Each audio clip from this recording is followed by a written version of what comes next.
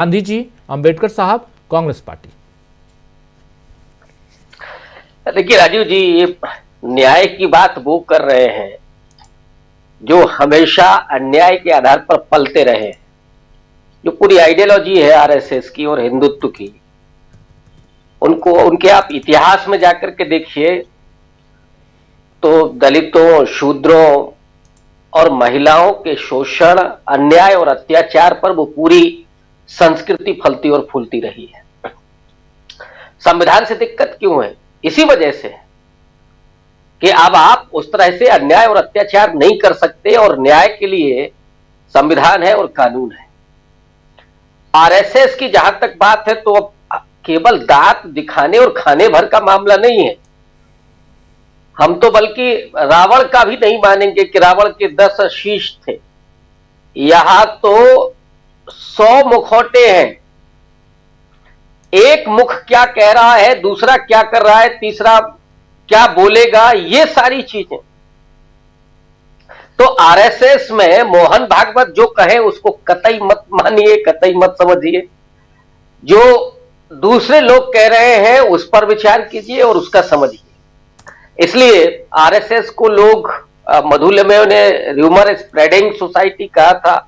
खुद नेहरू जी ने कहा कि जिस दिशा में कहें कि हम जा रहे हैं उसके अलावा 3 दिशाओं में आप खोजिए। तो आरएसएस की वही बुनियाद है और अभी तक वो वहीं टिके हुए। आरएसएस ने कभी अपने आप को नहीं बदला। वो छद में जरूर हुआ कि साहब अस्पृश्यता का अंत होना चाहिए और ब्राह्मणों ने अत्याचार किया है, लेकिन फिर भी वहां ब्राह्मण श्रेष्ठ है और आरएसएस का चीफ केवल ब्राह्मण हो सकता है। एक रज्जू भैया को हम छोड़ दें तो। अब दूसरा मसला है बेलगाम का, और इधर मैं थोड़ा सा पटना की तरफ आपको ले चलता हूं।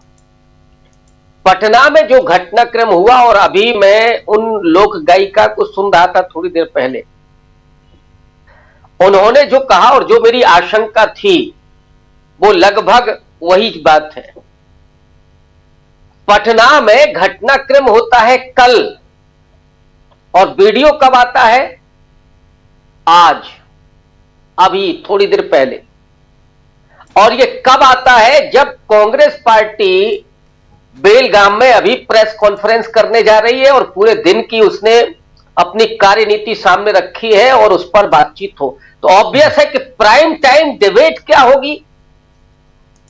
बेलगाम कांग्रेस में गांधी जी अस्पृश्यता के अंत की तरफ ले जाने का संकल्प, कांग्रेस का संकल्प 100 साल बेलगाम के, और 9 सत्याग्रह बैठक, खड़गे जी ने क्या कहा, राहुल गांधी क्या कह रहे, ये पूरा आज डिस्कोर्स बनता जी।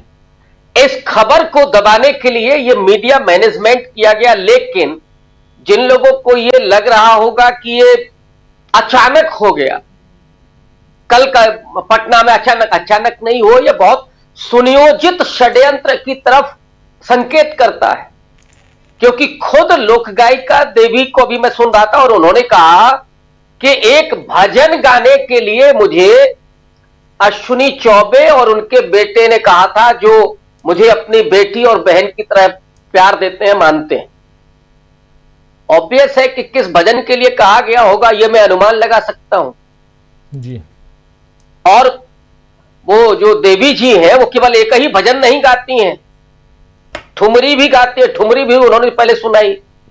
लेकिन जैसे ही वो भजन गाती हैं वो साजिश की शिकार हुई। मैं ये नहीं कह रहा हूं कि वो खुद उस साजिश में शामिल है, उनको कहा गया भजन गाने के लिए, और जैसे ही वो भजन गाती हैं वहां वो जो जोम्बी ग्रुप है जो बनाया गया है, जो भक्त मंडली है, उनके भीतर कुछ शब्द ऐसे हैं कि जैसे ही वो आते हैं वो बिलबिलाने लगते हैं। जैसे कान में नहीं पिघला हुआ आप शीशा डाल दीजिए, वैसे ही आप कहीं नेहरू बोल दीजिए, राहुल गांधी बोल दीजिए, गांधी बोल दीजिए, अब तो संविधान बोल दीजिए, अंबेडकर बोल दीजिए।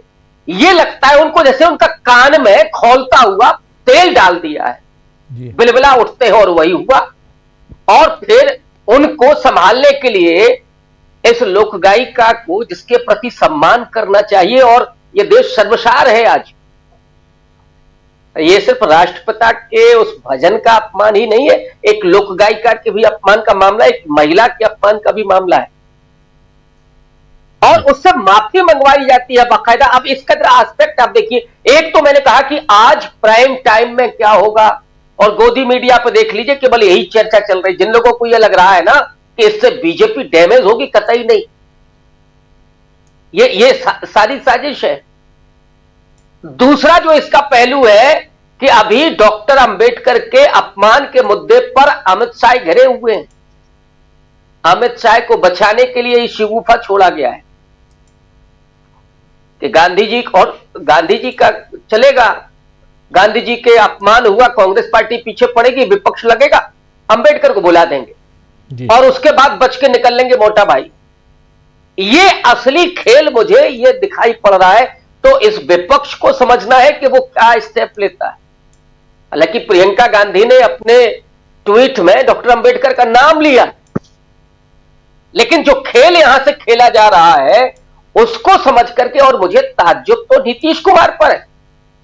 नीतीश कुमार को क्या बंधक बना लिया है क्या? उस आदमी के लिए गांधी कोई प्रेरक, कोई श्रद्धा के केंद्र नहीं है। भारतीय जनता पार्टी को तो हम जानते हैं, 1980 में वो बनी और उसका वैचारिक दर्शन गांधीवादी समाजवाद था, लेकिन असल में उसके भीतर तो हमेशा से गॉड से रहा है। ये तो ज्यादातर लोग जानते हैं कि मुंह पर गांधी थे और दिल में उसके गॉड से थे। गांधी की हत्या पर जिन्होंने जश्न मनाई, मिठाइयां बांटी, वो गांधी का नाम लेते हो, कैसे लेते होंगे? लेकिन असली खतरा उन्हें अंबेडकर से है। इसलिए इस मुद्दे को डाइवर्ट करने के लिए ये खेल रचा गया है। इसको विपक्ष को समझना होगा, और कैसे इस मुद्दे पर उनकी प्रतिक्रिया होगी कि मोटा भाई बच के ना निकल पाए। अमित शाह जो सोच रहे हैं ना कि मामला डाइवर्ट हो जाएगा। मैं कल गोरखपुर में था राजीव जी, और मैं पहले भी कहता रहा हूं कि जो जमीन पर हो रहा है, मैं हर संडे लगभग कहीं ना कहीं होता हूं जी। ये मेरा दायित्व है, मैं कोई वैसे नहीं जाता, मैं अपने दायित्व का निर्वहन करने के लिए जाता हूं। जो चल रहा है, और इस समय बहुत गुस्सा है लोगों में, खास करके दलितों के बीच में, अमित शाह के इस वक्तव्य को लेकर के माफी मांगने से काम नहीं चलेगा। वहां तो आर पार की लड़ाई के मूड में है लोग कि अगर ये नहीं स्वीकार करते हैं तो फिर अब दो हाथ होगा। ये देश को क्या गृह युद्ध की तरफ आप लेकर के जा रहे हैं? क्या चाहते क्या है? रसातल में ले जाएंगे। एक तरफ मुसलमानों को आप, दूसरी तरफ दलितों को।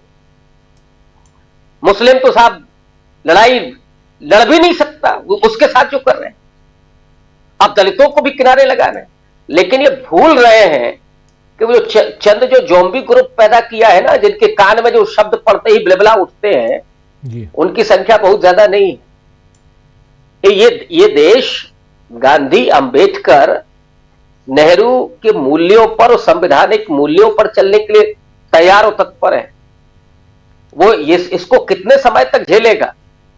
और जो बेईमानी हो रही है और जिस तरह से हाईजैक किया गया है तमाम संवैधानिक संस्थाओं। प्रोफेसर साहब जरा सीधे प्रेस कॉन्फ्रेंस की तरफ चलते हैं। बेलगावी में इस वक्त प्रेस कॉन्फ्रेंस कर रही है कांग्रेस पार्टी। क्या कुछ वहां से निकल के आ रहा है जरा सुन लेते हैं। जल्दी से चलते हैं, सीधे उधर चलेंगे और दिन भर जो कुछ हुआ, आगे क्या कुछ होने जा रहा है जरा वो सुनते हैं सीधे कांग्रेस के प्रवक्ताओं से, और उसके बाद फिर उस पर चर्चा करेंगे। जरा ले आइए तत्काल स्क्रीन पर तमाम प्रेस कॉन्फ्रेंस पे चलते हैं, लेकिन आप अपनी बात पूरी कर लीजिए प्रोफेसर रविकांत जी। चलते हैं, उस साइड भी चलेंगे।